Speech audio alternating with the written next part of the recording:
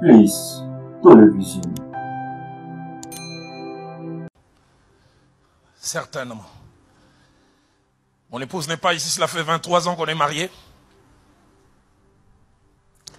Des fois quand je la regarde, j'ai peur.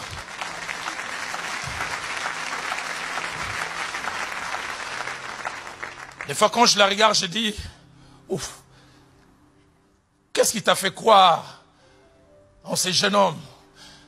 Un jour, notre deuxième fille qui a vu notre photo quand on était fiancés m'a dit, elle a dit à sa mère, mon épouse, mais maman, qu'est-ce que tu trouvais d'intéressant? J'ai dit, fais attention.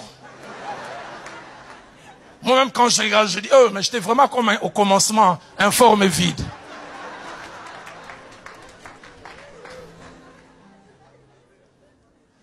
J'ai passé par ces moments difficiles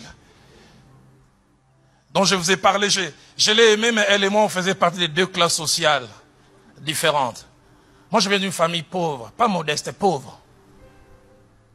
Je n'ai pas eu besoin de dictionnaire pour connaître la signification de la pauvreté, je la connais. Mon jeune frère et moi, les cadets là, on dormait sur un lit qui n'avait pas 4 pieds, qui en avait 3. Les gens en dormant, c'est lâche, nous en dormant, on était prudents.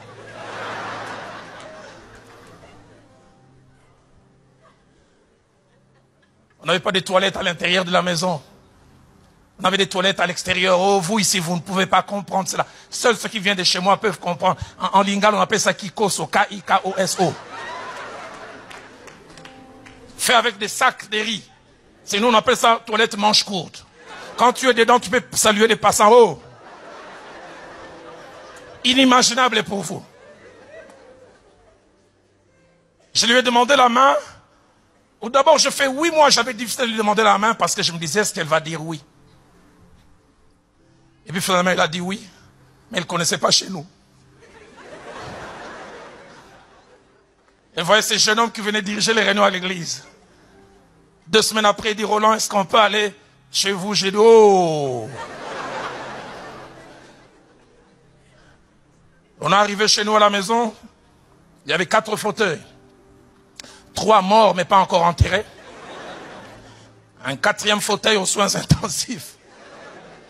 Nous seulement, on savait comment se mettre. Et j'étais silencieux. Et puis elle m'a dit, maman Roland, est-ce que je peux aller au petit besoin? J'ai dit, oh.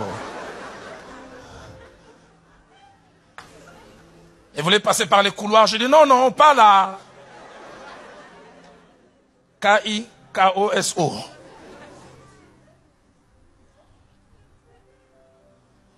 Quand elle est revenue, je n'osais pas la regarder dans les yeux. Au sortir, pour aller arriver jusqu'à l'arrêt du bus, on a fait 15 minutes de marche et les 7 premières minutes, c'était silencieux. Moi, je n'osais pas aborder les débats parce que je connaissais la suite. Je savais qu'elle avait vu que, entendu que donc.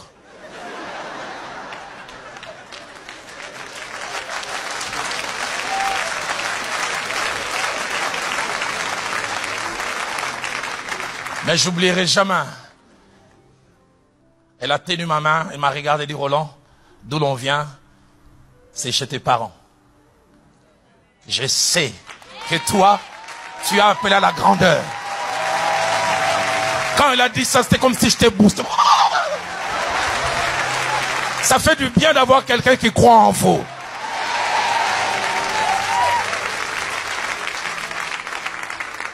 Dix ans après notre mariage, un jour, ma belle-mère vient me voir. Elle dit, Roland, si un jour tu répudies ma femme, et ma fille, je ne vais pas prier, je vais te cogner. Parce que nous tous à la maison, on s'est moqué de Viviane à cause de toi.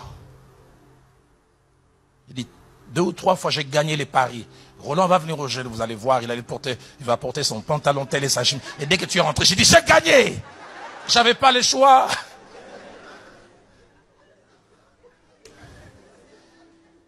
Il dit, une fois moi-même, j'ai dit à Viviane, le frère Roland, il est bien, il est spirituel, mais c'est pas qu'à l'église, il y a des classes, mais quand même. Il dit, une fois, ses cousines ont roulé par terre. L'une a dit, où tu as ramassé ces messieurs? C'est bizarre comme les gens peuvent ramasser. Et il pleurait, il disait, vous allez voir, c'est ce que Dieu va faire avec ces Roland. Vous allez voir.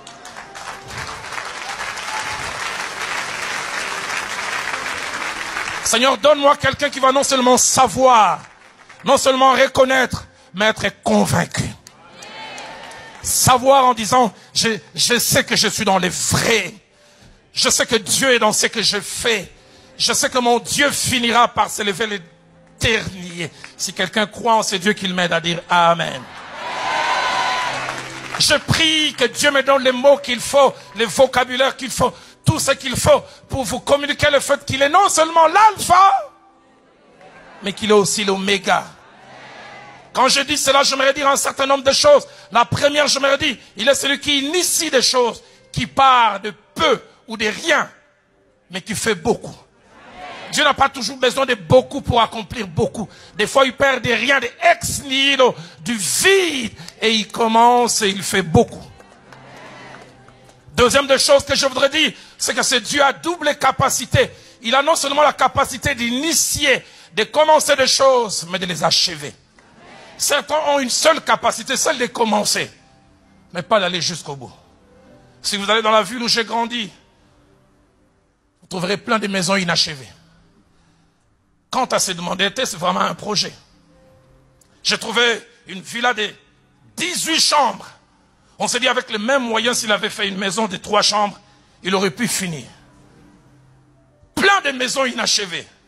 Ils ont commencé quand ils étaient ministres, ils avaient tel moyen, et puis à un moment, il y a eu insuffisance de moyens, tout s'est arrêté. Capacité de commencer, mais pas capacité d'achever, mais notre Dieu a cette double capacité.